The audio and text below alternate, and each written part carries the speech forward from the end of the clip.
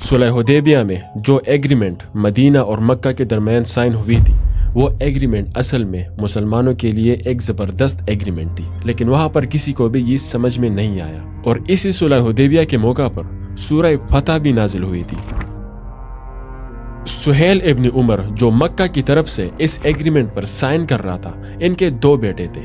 अब्दुल्ला इब्न सुहेल बदर में मुसलमानों के एजा अगेंस्ट आए थे, लेकिन बदर में मुसलमानों के सफ़ों में शामिल हुआ। एग्रीमेंट साइन होने के बाद अबू जंदल भी मुसलमान हुआ, जो सुहेल इब्न उमर का दूसरा बेटा था। लेकिन मक्का वालों का सुहेल इब्न उमर पर बहुत ट्रस्ट था, लेकिन उसने भी इस्लाम कबूल किया। वो इब्न सुहेल जो ना अल्लाह को मानता था, इवन हजरत मोहम्मद सल्लल्लाहु अलैहि वसल्लम के सामने कहा था कि मैं आपको अल्लाह का रसूल नहीं मानता। और इसी 6 हिजरी 628 में शराब भी हराम हुई थी।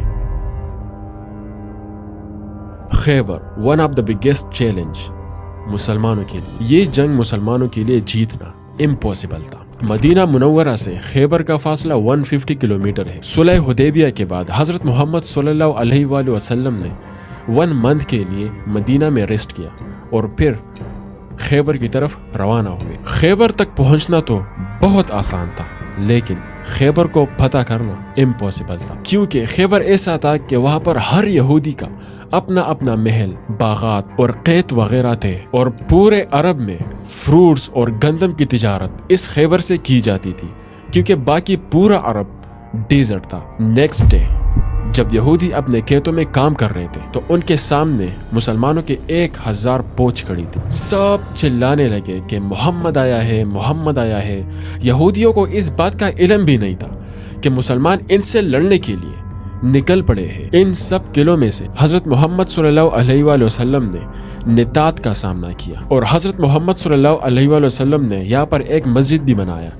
जितने दिन वो खैबर में रहे, इसी मस्जिद में वो नमाज अदा करते थे। हजरत मोहम्मद सल्लल्लाहु अलैहि वसल्लम ने एक सहाबी को परचम दिया। उसने बहुत जबरदस्त लड़ाई की, लेकिन वो नाकाम लौटे। फिर उसके बाद मोहम्मद बिन मुस्लिमा रज़ियल्लाहु ताला अन्हु के भाई महमूद बिन मुस्लिमा रज़ियल्लाहु ताला अन्हु किले की दीवार तक गए। वहां पर उसने बहुत जबरदस्त लड़ाई की, लेकिन थकावट की वजह से वो किले की दीवार के नीचे रेस्ट करने लगा। बट ऊपर से एक यहूदी जिसका नाम मरहब था, उसने जोर से एक पत्थर मारा और नीचे मोहम्मद बिन महमूद रज़ियल्लाहु ताला अन्हु के सर पर डायरेक्ट लगा, और वो वहां पर शहीद हुआ। पहले किले को फतह करने में 7 दिन लगे, और किला नितात के लोग भी 7 दिन तक बराबर जंग करते रहे। जब 7 दिन गुजर गए और किला फतह ना हो सका, तो फिर हजरत मोहम्मद सल्लल्लाहु अलैहि वसल्लम ने फरमाया कि आज मैं परचम उस शख्स के हाथ दूंगा जो वो अल्लाह और इसके रसूल से मोहब्बत करते हैं, और अल्लाह और रसूल उससे मोहब्बत करते हैं, और वो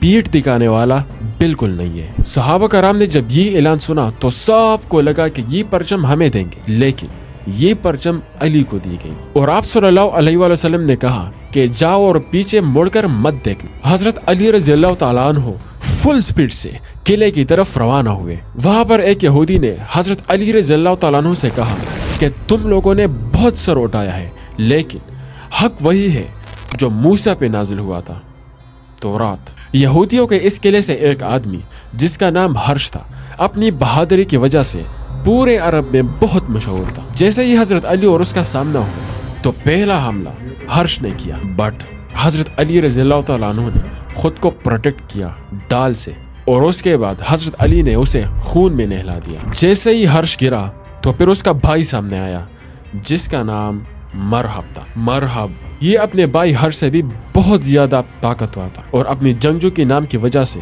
पूरे अरब में, इवन बाकी कंट्रियों में भी बहुत मशहूर था। इवन खैबर के इन 5 किलों में से ऐसा आदमी था ही नहीं जो मरहब से लड़ाई कर सके। हर्ष को मारना हजरत अली रज़ियल्लाहु ताला अन्हु के लिए बहुत इजी था, लेकिन जैसे ही मरहब ने हमला किया, तो हजरत अली ने डाल से बचने की कोशिश की, और हजरत अली का डाल बहुत दूर जाके गिरा। मरहब उस टाइम शील्ड्स, आर्मर्स सब कुछ पहन रखे थे, और वो 2 तलवारों से लड़ रहा। इसके बाद हजरत अली रज़ियल्लाहु ताला अन्हु ने हमला किया, और मरहब को एक गहरी चोट लगी। इसके बाद हजरत अली ने अपने तलवार से उसे मार दी, लेकिन मरहब का तीसरा भाई यासिर सामने आया। वो बहुत गुस्से में था, लेकिन हजरत जुबैर बिन अवाम रज़ियल्लाहु ताला अन्हु ने उसे भी آخرکار یہ قلعہ فتح ہو گیا۔ اس کے بعد مسلمانوں نے یہودیوں کے دوسرے قلعے پر حملہ کیا۔ اس قلعے میں یہودیوں کے 500 جانباز موجود تھے اور جو مسلمان محاصرے کے دوران قلعے کے سامنے موجود تھے ان پر یہودیوں نے ڈائریکٹ حملہ کیا اور مسلمان ہر طرف بھاگنے لگے۔ پھر یہودیوں نے کہا کہ یہ تو ڈرپوک سارے بھاگ رہے ہیں، لیکن اس بار یہودیوں نے پورے پوچھ پر حملہ کیا مسلمانوں پر۔ یہ لڑائی تھوڑی سخت ہوئی لیکن مسلمانوں نے انہیں بھاگنے پر مجبور کیا۔ سارے یہودی اپنے اپنے محل کی طرف بھاگنے لگے اور محل پہنچتے ہی پیچھے سے دروازوں کو لاک کیا، بٹ مسلمانوں نے ان سب کو گرفتار کیا اور اس طرح یہ قلعہ بھی فتح ہو گیا، وہ بھی مسلمانوں کے ہاتھ میں آیا۔ اس جنگ میں کچھ یہودی صعب نامی قلعے کی طرف بھاگنے لگے اور وہاں پر فنا لیا۔ مسلمانوں نے اس قلعے کا بھی محاصرہ کیا۔ یہودیوں کا سارا سامان اس قلعے میں موجود تھا، گولڈز، آرمرز، شیلڈز، سب کچھ۔ مسلمان یہودیوں کے اگلے قلعے کی طرف روانہ ہوئے، لیکن اس قلعے کو فتح کرنا امپاسبل تھا کیونکہ یہ قلعہ ایک پہاڑ کی ٹاپ پر موجود تھا۔ اگر مسلمان ان پر حملہ کرتے تو وہ مسلمانوں پر تیر برساتے اور اس طرح تمام مسلمان۔